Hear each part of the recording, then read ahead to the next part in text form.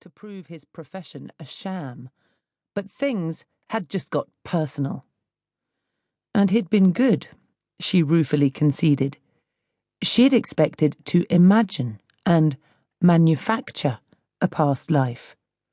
All her research indicated they were creations of the mind, with Cleopatra in the #1 slot. She'd spent last night studying Elizabeth Taylor in the role so she could look damned good in her imaginings. But she'd found that she had no control whatsoever over proceedings. Each time that evil man had voiced another one of his malicious, manipulative prompts, she'd sunk deeper and deeper into the horror playing out in her head. And then he'd wanted her to talk it through with him, to apply context, to use the newfound knowledge to heal. Heal? I had nothing to bloody well heal until I walked into that godforsaken building. No. Cassie needed a plan that would expose the profession for what it was. A sham. That, and that alone, would apply the necessary context. They had no right playing around with people's heads, making them think. She grinned with self-satisfaction as it came to her. She might have been unsettled there for a moment, but Cassie Silbury was back on form. She knew what she had to do. Just after she found oblivion through the bottle of vodka she was sure sat in the cupboard at home. 3 days later. No way! No way! Cassie wailed the words over and over, mantra-style, while blindly fleeing the Tunbridge Wells townhouse. On automatic pilot, her feet followed the path and turned left after passing through the garden gate. It was several minutes before she became aware of her surroundings.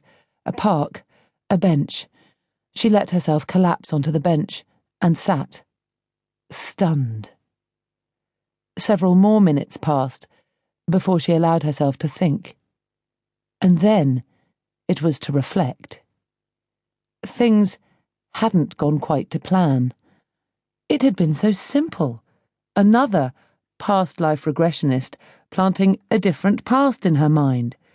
The second couldn't possibly come up with the same as the first. She was supposed to have them by the short and curlies.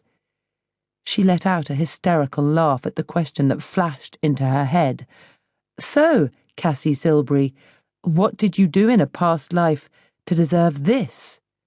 Oh, she so couldn't go there. She urged her mind to cooperate, while her lungs released a shaky breath.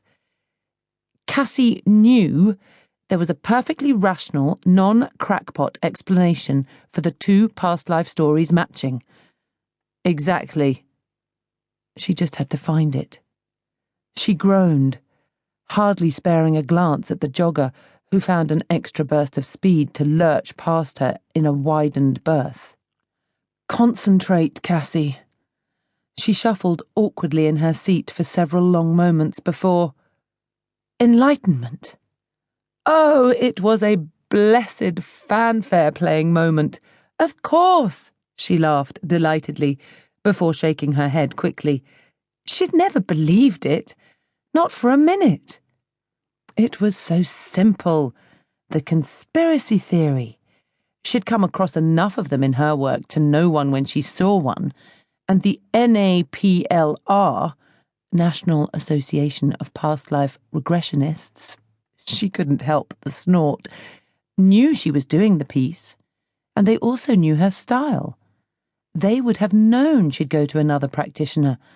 The stories tallying had to be their attempt at credibility. It wouldn't have been difficult, she realised, her mind warming nicely to the theme. There had to be methodology to their madness.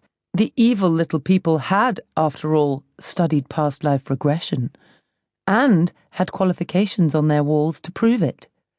So logically, there had to be an established method for planting a scenario into their victim's subconscious. All they would have to do was ensure each of them knew the scenario to be placed. To keep listening to this audiobook, I've left you a link in the description so you can do it at no cost thanks to Audible's 30-day free trial.